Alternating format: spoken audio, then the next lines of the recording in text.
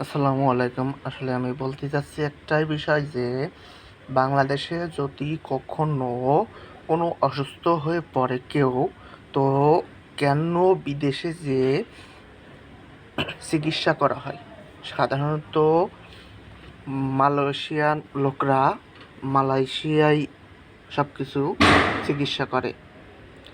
Myanmar Malaysia আছে। মালয়েশিয়ায় এরা চিকিৎসা করবে না, এদের দেশে যেয়ে চিকিৎসা করবে।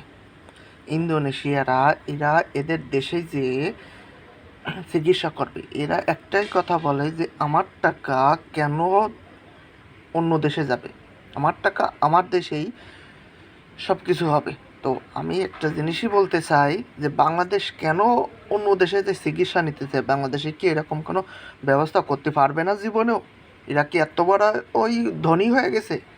আমেরিকা